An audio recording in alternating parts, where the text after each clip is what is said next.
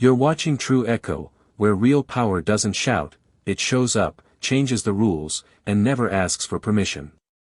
This is the story of a black woman from rural Alabama who walked into a billion-dollar tech firm, and was humiliated, dismissed, and mistaken for the temp. But what they didn't know, was that she was already their new CEO. Stay with us, because what happened next will leave you speechless. The glass doors of Holston and Myers whispered open at exactly 7:45 a.m., and Tamika Holloway stepped inside. She didn't look like a CEO. Not by corporate standards, anyway. Gray dress. Worn flats. Hair in a natural puff. A thin silver cross at her collarbone.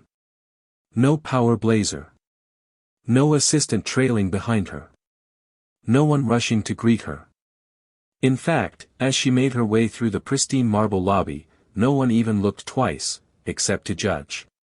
The two women by the elevators didn't bother whispering. "Who let the intern in this early?" one muttered, smug and careless.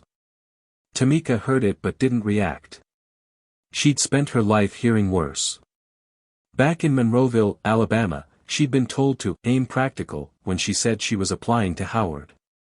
She remembered her high school principal's voice as clearly as if he were standing in this lobby now. "You're smart, but you ain't that kind of smart." Funny how people loved putting ceilings over heads they didn't understand. A man in his 40s, dry cleaning bag in one hand, coffee in the other, stepped in front of her at the security desk. "Hey, good," he said without looking up. "Can you hang this in the marketing storage room? Try not to wrinkle it this time." Tamika blinked. "Excuse me. You're the temp, right?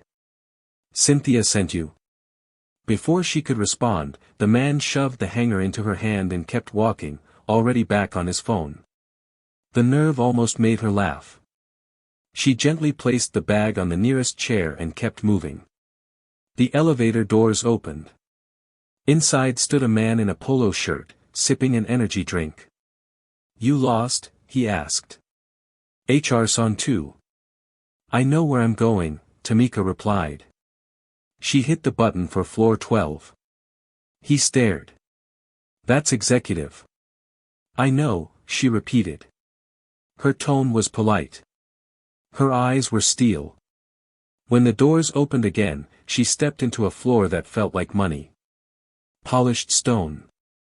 Matte black fixtures. Designer art and silence thick enough to choke on. No one looked up. Not really. But at the espresso machine, a group of 4 men laughed too loudly. One elbowed another. "She lost," he whispered. Tamika didn't stop. She walked with calm precision straight toward the large glass door marked executive conference room. "Hi," chirped the receptionist. Flawless makeup. Clicking acrylics. That voice people use when they've already decided who you are. "Are you delivering something?" "No." "Okay, catering?" Tamika's smile was small but cutting. "No. This area's for executive staff only." "I know," Tamika said, stepping slightly closer. "That's why I'm here." Before the woman could respond, a man in a slim suit came down the hallway, phone pressed to his ear, face distracted. Then he saw Tamika, and the phone came down. "You're early," he said, voice tight. "Alan Brewster. CFO. Been with the company over a decade. Thought the CEO job would be his." "Good morning, Mr. Brewster," Tamika said. He blinked. "And you are?" "Tamika Holloway." His chuckle was automatic. "Oh, okay. You're from the audit firm?" "No," Tamika said, pulling out her badge. "I'm your new CEO." Silence hit the hallway like a slap. Even the men by the espresso machine stopped chuckling. She held up the badge. Photo. Name. Title. Chief Executive Officer. Bold print. Alan's face tried to recalibrate. "Right. Of course. This way." Inside the conference room, Tamika placed her tote bag gently on a chair but didn't sit. She looked at Alan. I'd like to start at 9 a.m. sharp. Please notify the others. He nodded stiffly and exited without another word. Tamika finally sat. Exhaled. This wasn't new.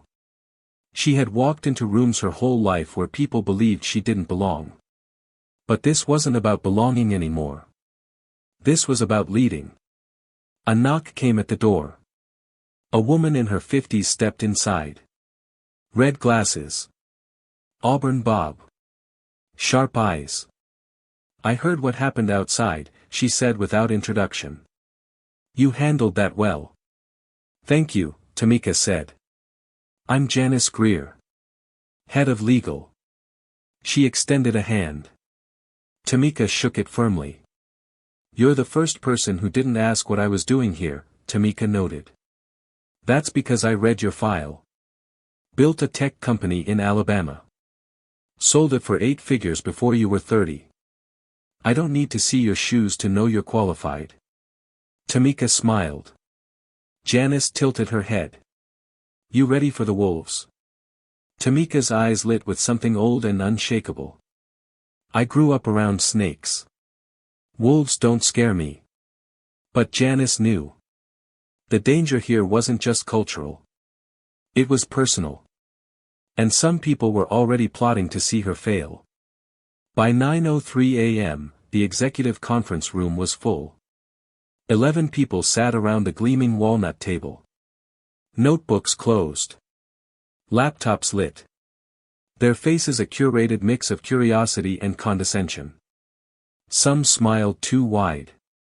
Others didn't smile at all.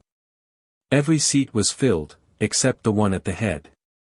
Then Tamika walked in. No announcement. No fanfare. She simply took her seat like she owned it, because she did. A few phones lit up under the table.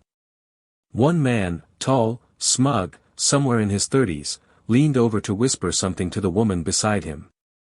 They both chuckled. Tamika didn't acknowledge it.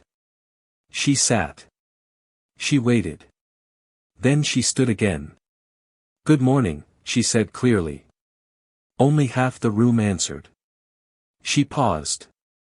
Let the silence stretch until it got uncomfortable.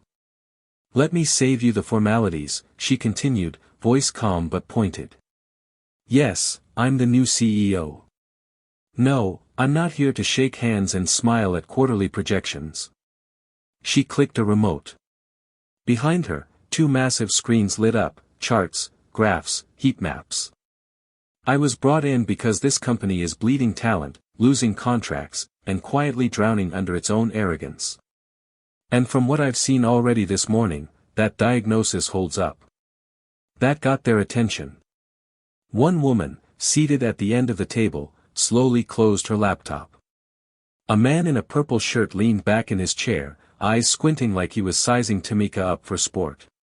Let's begin, Tamika said, shifting the slides.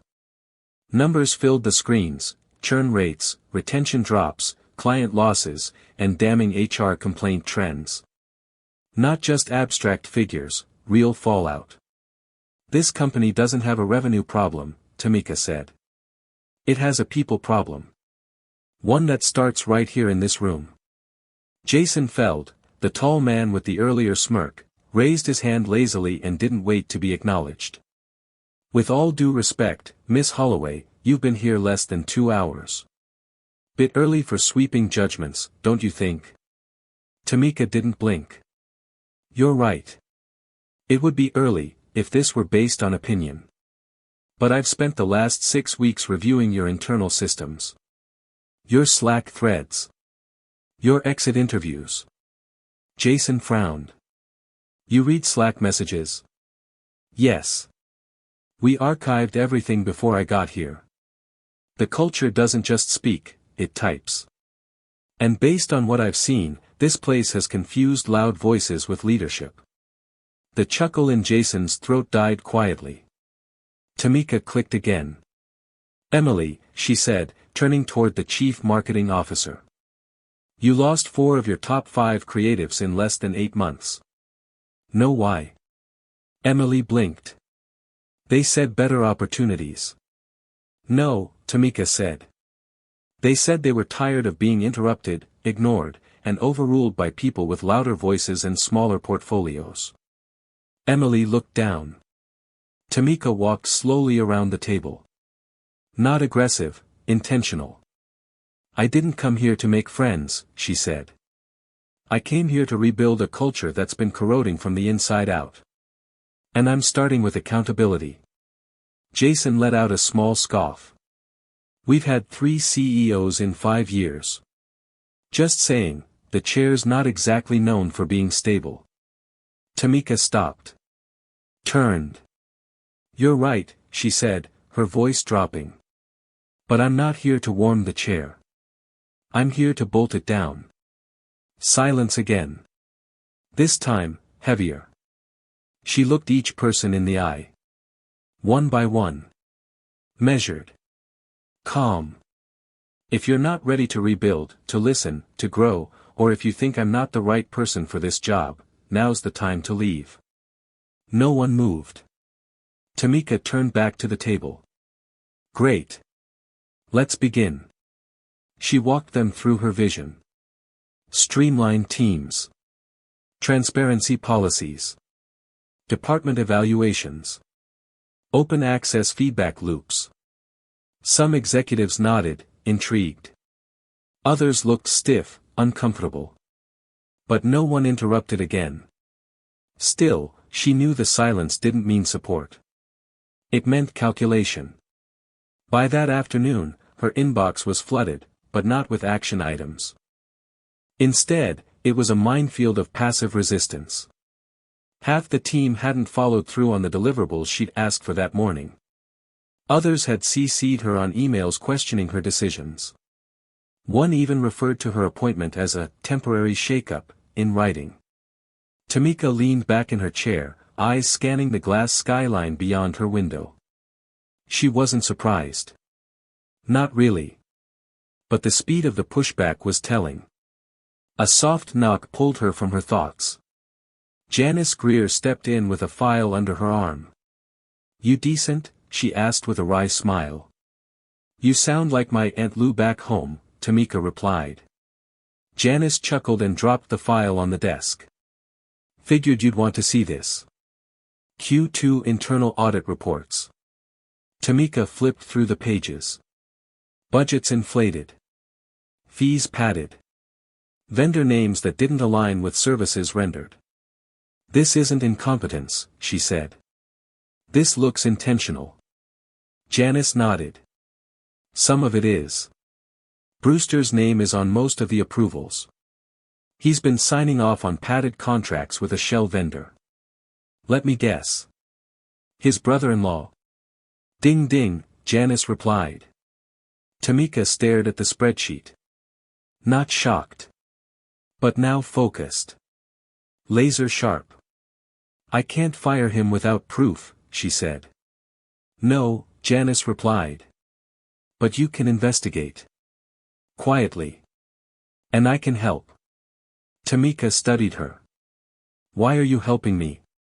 Janice hesitated. I've been here a long time. Long enough to know when someone means what they say. You walked in here and didn't flinch. That means something. I'm tired of being part of the furniture in a room full of rot. Tamika smiled. Then let's clean house. They worked late. Reviewing transactions. Flagging suspicious patterns. Tamika asked questions, made notes, drew connections.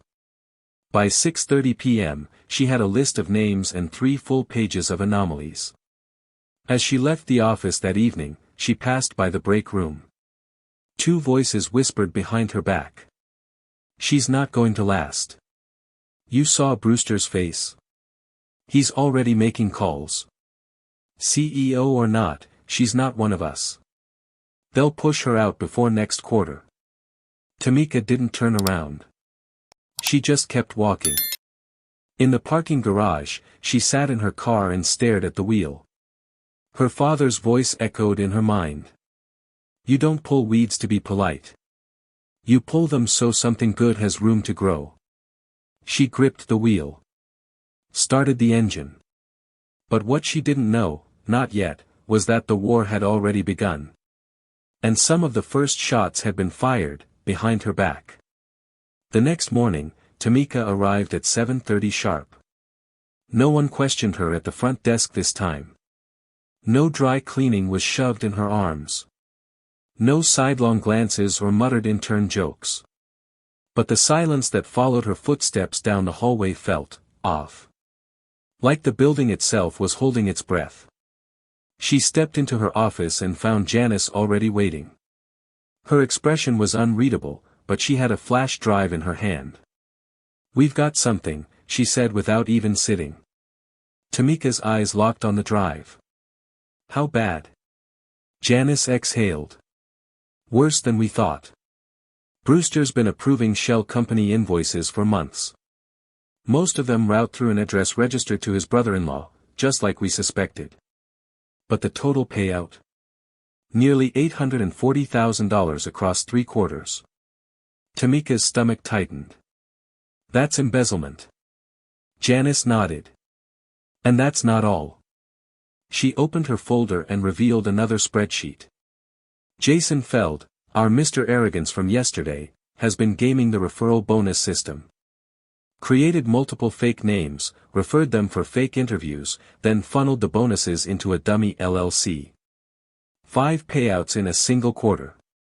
Tamika leaned back slowly. "He stole from HR. Technically, he stole from payroll. But yeah. It's fraud. And there's email trails. Even timestamps on the IP logins." Tamika rubbed her forehead. She should have been outraged. And maybe a piece of her was. But mostly, she felt focused. This wasn't chaos. This was clarity. "I want everything compiled," she said. "Every name, every transaction, every signature. Build the timeline." "You'll have it by noon," Janice replied, already halfway to the door. Then she paused. "You might want to loop in legal counsel. This won't go down easy." Tamika nodded. "I didn't come here for easy." At 12:45 p.m., she issued an emergency executive meeting notice. No explanation. Just a time, 1:15. By 1:13, most of them were already in the conference room. Some looked irritated. A few looked nervous. Jason Feld strolled in last, casually biting into a protein bar. "All right, what's the fire drill?" he muttered, settling into his seat like this was a game. Tamika didn't sit. She stood at the front of the room, a thick folder in one hand and the remote in the other. "I'm going to be very clear," she began, her tone firm and calm. "Over the last 48 hours, I've reviewed documents and digital logs that show ongoing financial misconduct by multiple executives in this room." A murmur shot across the table like a fuse. Jason chuckled. "Okay, let me guess, someone used the wrong expense code on lunch." Tamika clicked the remote. The screen behind her filled with names, account numbers, shell LLCs, and transaction totals. All of it neatly laid out. All of it traceable.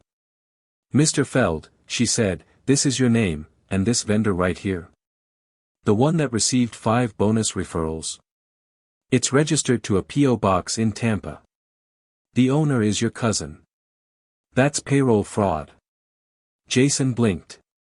His mouth opened, but no sound came out. "And Mr. Brewster," she turned to the CFO, "these 10 contracts were all approved under your sign-off. The recipient is a vendor registered to your brother-in-law's address. They submitted invoices for services not rendered, totaling nearly $840,000. Alan Brewster stood up. "This is absurd." This isn't what you think it is." "No," Tamika said coolly. "It's not what you hoped it looked like. But it's documented, confirmed, and has already been handed off to external legal review." The silence that followed wasn't stunned, it was suffocating. Jason pushed back from the table. You can't do this. You don't have that kind of authority. Tamika turned to face him fully.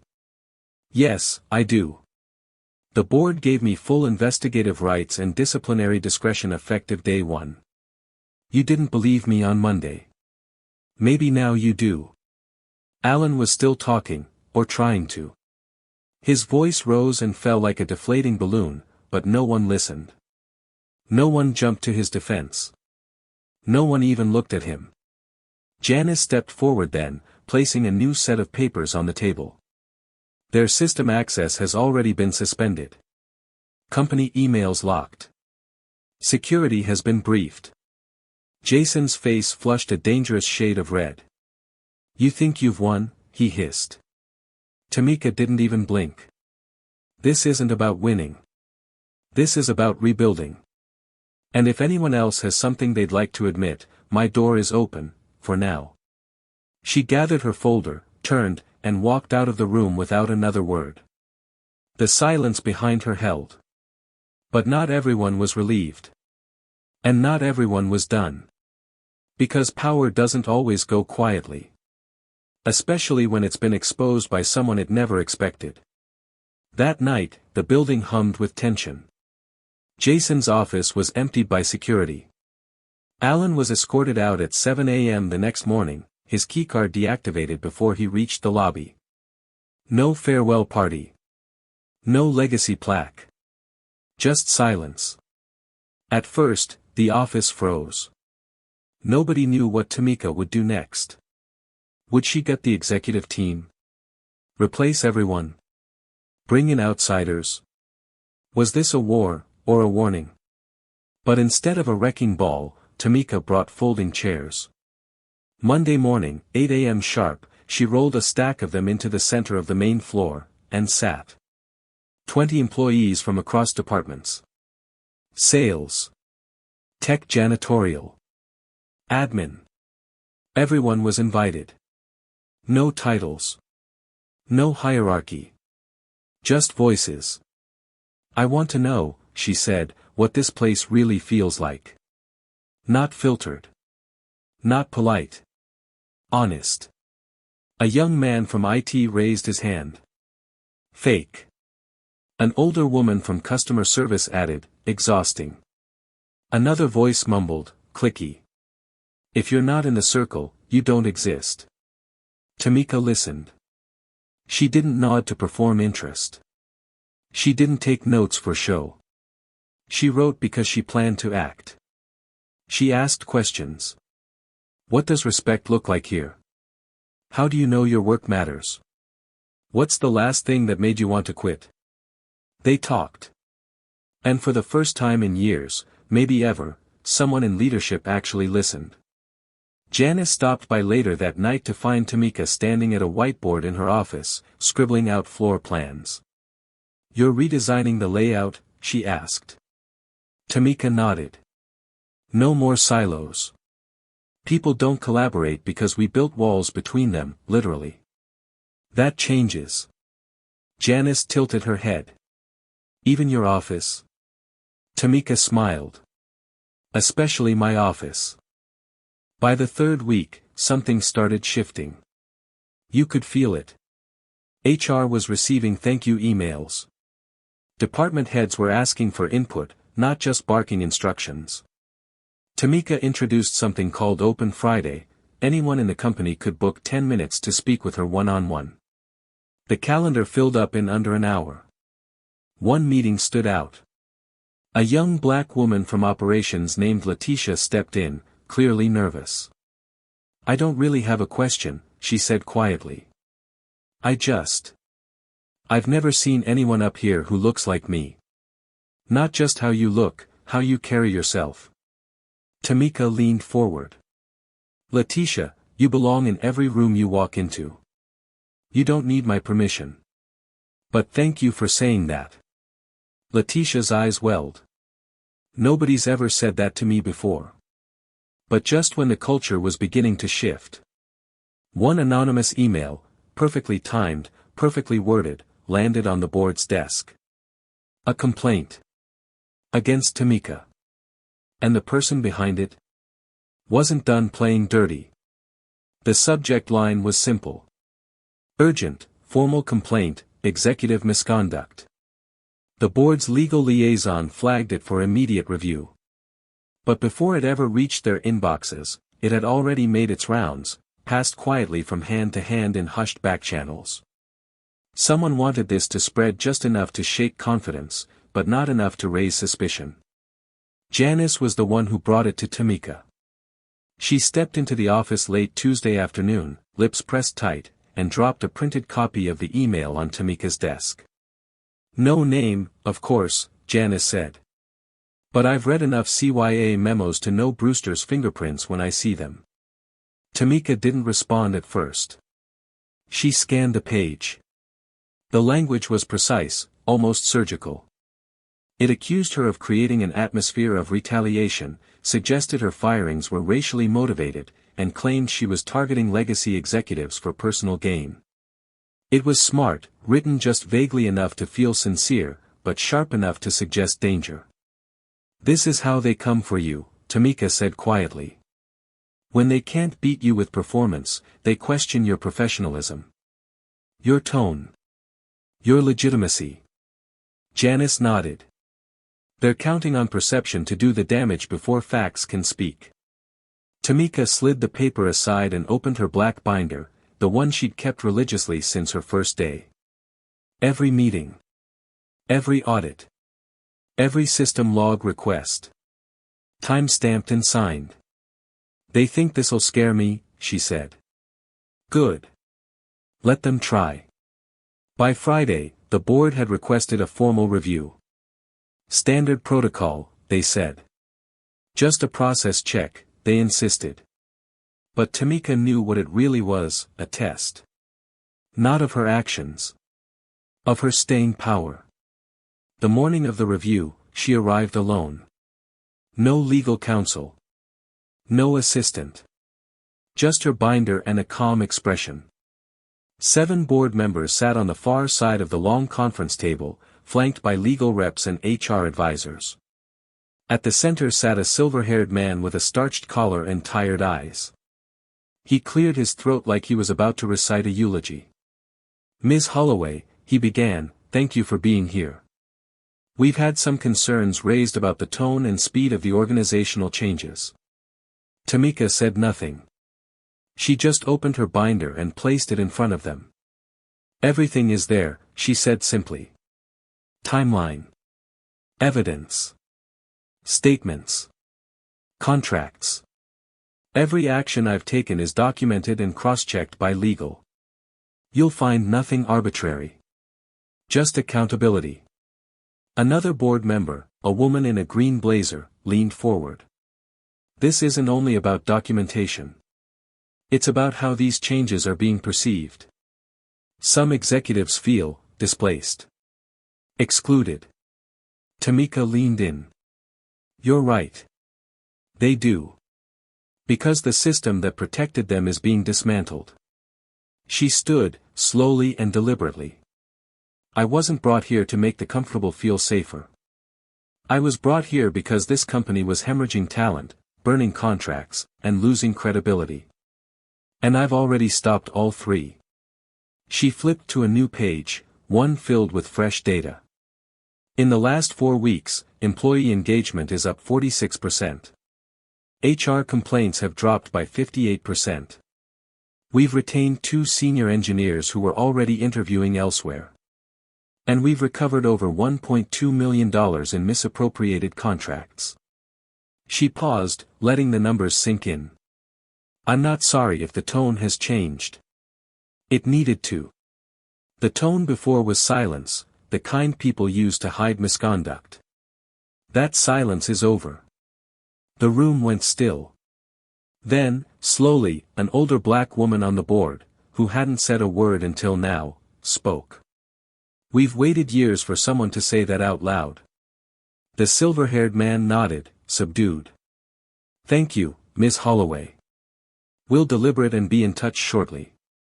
Tamika gathered her binder, thanked them, and walked out without a single backward glance. 3 days later, she received the board's response. Review closed. No further action. Your decisions stand. She didn't throw a party. She didn't post a victory statement. She showed up the next morning with a box of donuts and sat at the table next to the interns in the break room. "Y'all like chocolate glaze or nah?" she asked with a grin. One of the interns laughed. "I knew you were different." Tamika sipped her coffee. "Different doesn't mean temporary," she said. "I'm here to stay." But as the days passed, something deeper began to take root. It wasn't just the data that shifted. It was the mood. People who used to shrink in meetings now raised their hands. Departments that never spoke were collaborating on projects. HR got more thank you emails in 2 weeks than complaints in 2 years. Even the Friday, all hands, once a dreaded PowerPoint death march, had turned into a space for honest conversation. Sometimes messy, sometimes uncomfortable, but always real. And still, Tamika didn't grandstand. She sat in meetings, not above them. She asked questions before giving orders. She gave credit where credit was due. And little by little, even the skeptics started to follow. One morning, a custodian named Miguel caught her by the elevator. "You changed this place," he said, wiping his hands on his pants. "Not just the big stuff. The air. It feels different now. Lighter." Tamika smiled. "That's because I pulled the weeds." But what stuck with people wasn't the speech she gave her first day or the takedowns of corrupt execs. It was that she stayed. She kept showing up. Not for applause, but for results. And as she sat one evening sketching out a new mentorship program for first-gen college hires, she realized something profound. This wasn't just about running a company. It was about redefining what power looked like. But power, especially the kind that threatens the old guard, never goes unchallenged for long. And deep in the shadows, someone was preparing to strike again, not with fraud this time, but with fire. It started with a smell. Burnt plastic. Acrid, bitter. Subtle at first, like a curling wire left too close to heat. By the time the smoke alarm in the server wing blared through the building, it was already too late.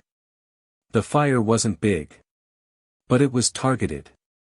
The IT department's archival room, the one with physical backups, compliance tapes, and the one-paper folder Janice had flagged earlier in the week as irregular but essential, was completely gutted. Tamika arrived 10 minutes after the evacuation. The parking lot was chaos. People in heels and polos milled around, coughing, shielding their eyes, making calls. Sirens echoed. Smoke curled out the side of the building like a warning. "Was anyone hurt?" she asked the head of security. "No injuries. Just the archive wing. Fire suppression kicked in, but it's a total loss." Janice found her 2 minutes later, face tight with fury. "Gone," she said. "Every backup paper log, especially the ones from 2019 through Q1 2021. The ones that hadn't been digitized yet." "You think it was intentional?" Tamika asked. Janice's look said it all. "I think someone just tried to erase history." Tamika stared at the gray smoke rising into the morning sky. "Then we dig into the people who had something to lose from those records staying intact." And that list wasn't long. By the next morning, internal investigation reports confirmed what they feared. The fire originated near a timed switch, one that had been modified. Security footage from that floor. Wiped. The card reader logs for the hallway door. Corrupted during a routine system update the night before. Convenient. Too convenient. Tamika sat quietly in her office, looking at the monitor showing the data center floor plan. Every red box marked something lost. Irreplaceable. "They're scared," she said aloud. Janice, sitting across from her, raised an eyebrow. "You don't torch a room unless you're afraid of what's inside it," Tamika said. "This isn't retaliation.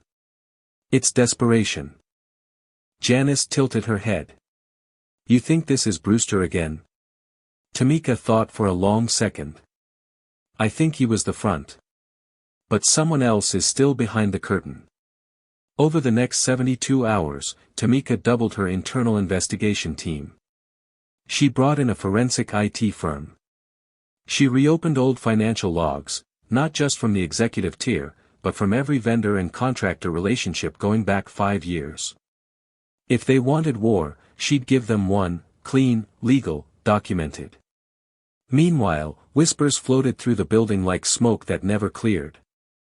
The fire hadn't scared people, it had hardened them. Employees who once watched silently now asked how they could help. One junior associate dropped a file on her desk. Found this in old client archives. Might connect to the 2019 vendor deals. An HR rep she'd never spoken to offered her an old backup drive. Nobody asked me for this, but I think it's relevant. It wasn't just Tamika pulling weeds anymore. The whole garden was starting to push back. But with every lead she chased, every string she pulled, one name kept resurfacing. Howard Shale. Board member. Silent investor. The man who had recommended Brewster as interim CEO before Tamika was appointed. He hadn't spoken in the last board meeting. Hadn't voted against her. But now that she looked back, Tamika remembered something. He hadn't looked her in the eye once. Janice confirmed it. He's tied to 3 of the shell vendors from the Brewster scandal. Not directly. But he owns holding shares in the Umbrella LLC that bankrolled 2 of them. Tamika's stomach dropped. He's still on the board, she said. And if this goes up to him, it will get ugly, Janice finished. Tamika stood. Then we don't flinch. That Friday, she requested a private session with the board. No advisors.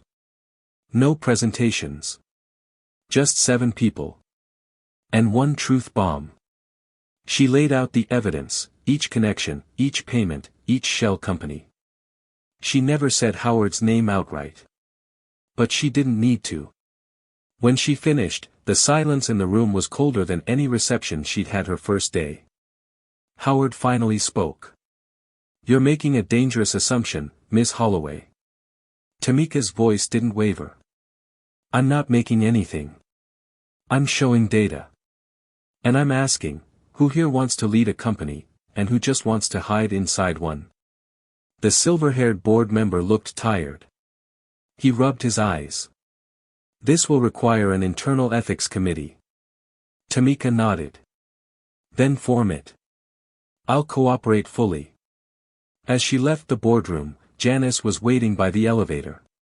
You know they're going to try again, right? Tamika smiled. Of course. But every time they push, I'll push harder. Until they realize I'm not the one who breaks. Janice leaned closer. And if they come at you sideways again? Then I stop pulling weeds, Tamika said. And start planting roots. The following Monday, she rolled out 2 new initiatives. 1, the Ethics Echo Line, an anonymous, secure reporting system run by an independent third-party team, giving employees a way to submit internal misconduct concerns without fear of retaliation. 2, Rebuild Circles, cross-functional teams of staff, not executives, empowered to audit 1 department per quarter and provide feedback directly to leadership. It was radical. Uncomfortable. And it worked. Within 10 days, 5 separate anonymous reports came in. 3 of them confirmed what Tamika already suspected. Howard had financially benefited from vendors who hadn't delivered real services since 2020. The ethics committee took it from there. On the 3rd Friday of that month, Howard was quietly removed from the board. No press release. No statement. Just a white envelope handed to him by legal. But the damage was done, to them. Tamika didn't celebrate. She showed up to the next staff circle like she always did, notebook open, eyes sharp, voice calm. You're still here, one young woman said. Tamika smiled. They've tried to bury me every day since I walked in. The woman tilted her head. So why stay? Because I didn't come to fit in, Tamika said. I came to change the ground. 3 months in, the building didn't look different, but everything inside it did. The walls still gleamed with glass and brushed steel. The logos hadn't changed. Neither had the titles on the doors. But the feel of Holston and Myers was unrecognizable. Meetings no longer felt like battles. Team leaders began inviting feedback without fear. For the first time in 5 years, the quarterly report showed not only profit, but positive internal sentiment, employee referrals, and record-breaking client retention. The board released a public statement. Under the leadership of CEO Tamika Holloway, Holston and Myers has not only stabilized, it has evolved. The culture once described as rigid and siloed is now being recognized for collaboration, transparency, and ethical transformation. The message was clear. Tamika was no longer the unexpected choice. She was the standard. But Tamika didn't change how she walked through the halls. She still carried her notebook and wore her same pair of well-worn flats, the ones that had touched gravel roads before they ever stepped on corporate marble. She still sat beside interns during lunch. She still showed up to every rebuild circle, even when the feedback hurt. One day, she walked into her office and found a white envelope sitting on her desk. No name. No address. Inside was a folded card. On the front, "Thank you." Inside, the message was handwritten. "I almost quit this job last year. I thought no one cared. Then I saw you fire the people I thought were untouchable, and stay. That meant something. I'm still here because of that." There was no signature. Just a small drawing of a daisy in the corner. Tamika placed the card in her drawer next to her binder.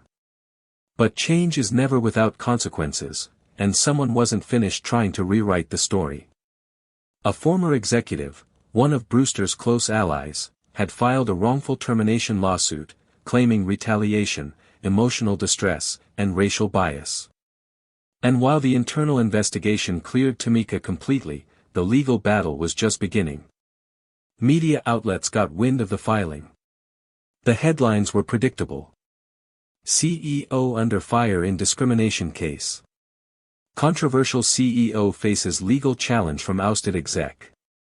Tamika's name trended for all the wrong reasons. Comment sections split down the middle. Some called it progress being challenged. Others called her a diversity hire gone rogue. For the first time since she'd taken the role, Tamika's hands shook as she opened her laptop that morning. Janice entered the room and closed the door behind her.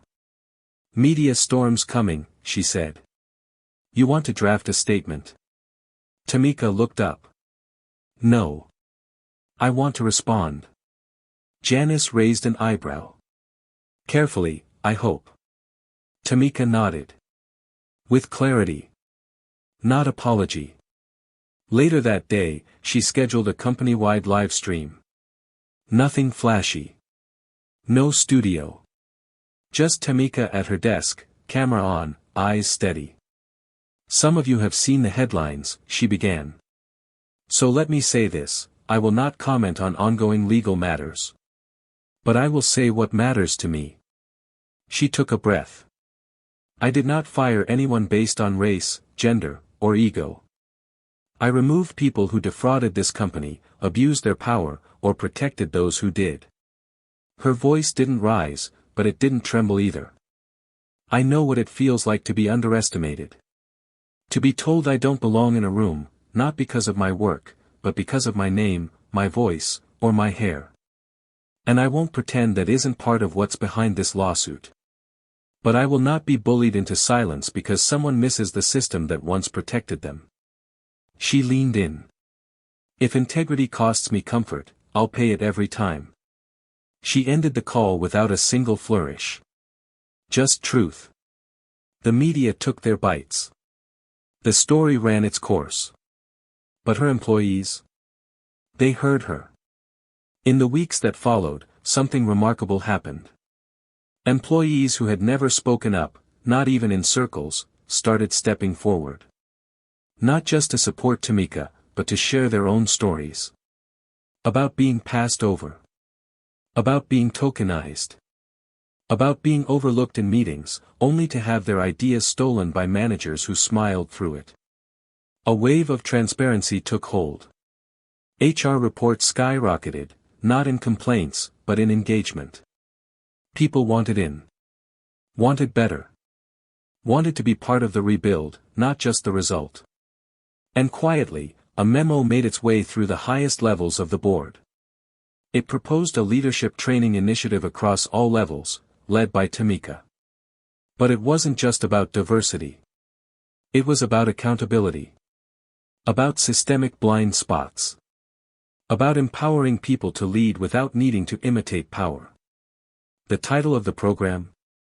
Built to Last, Leading Without Permission. Tamika read the draft and smiled. Not because it validated her. But because it mirrored what her father used to say back in Monroeville. If you wait for someone to crown you, you'll die waiting. So build your own table. And then make space at it. She picked up her phone. Texted Janice. Let's launch it. And let's make it open to staff at all levels. Janice replied instantly. Already knew you'd say that. I've got 3 names lined up to start. Tamika leaned back in her chair. The storm had passed, not because it stopped raining, but because she learned how to walk in it. And now, the rebuild wasn't just hers. It belonged to everyone. Tamika Holloway stood at the back of the main floor, arms folded, quietly watching as a room full of employees did something no one had ever seen at Holston and Myers before. They laughed together. Freely. Loudly. Openly. It was Friday afternoon, the last open circle of the month, and what had started as an experimental culture reset had now become the company's signature heartbeat. This week's circle was led not by Tamika, but by Letitia from operations and Miguel from facilities.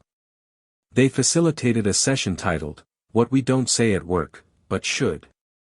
One intern said he'd never known the CEO of any company, let alone spoken to one. Another said she used to hide her accent to sound more professional. Someone else joked that this was the first time they'd spoken during work without double-checking if it was okay. Tamika didn't say a word. She didn't need to. Her work, her presence, was already in the room. By the time the session ended, Letitia caught her by the elevator.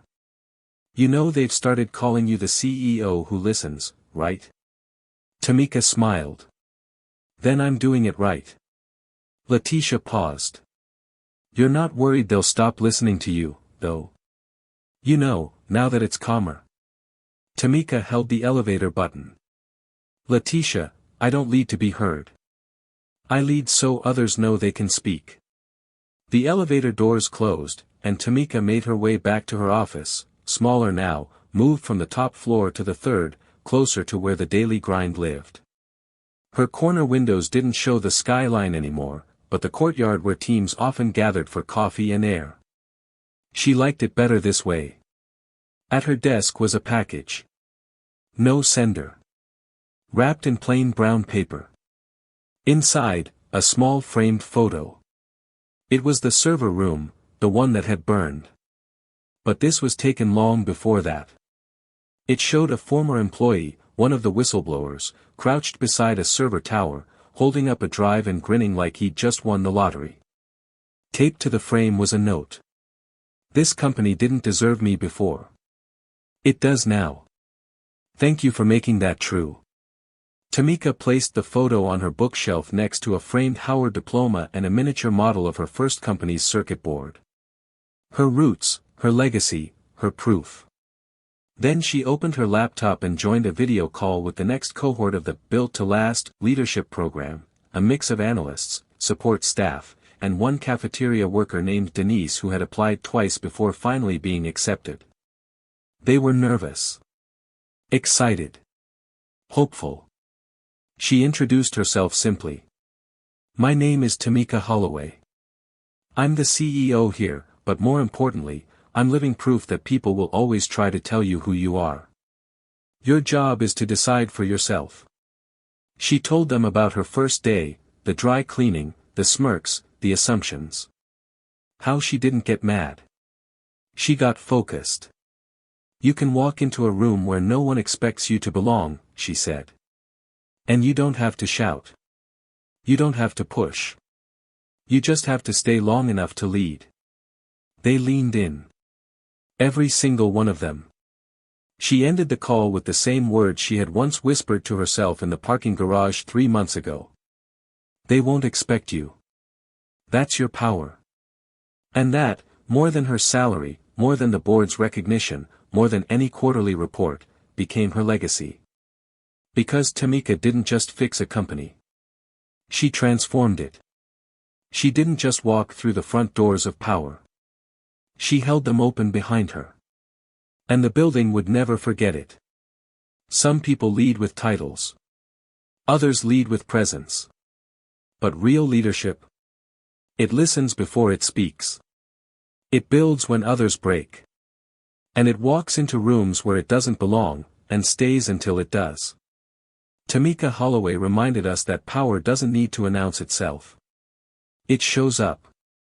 It survives. It rebuilds. And it lifts others as it rises. If you've ever felt overlooked, underestimated, or unwelcome, remember this story. And remember. You don't need permission to lead. Just purpose. This has been True Echo. If this story moved you, subscribe for more. Share it with someone walking into their day one. And drop a comment below.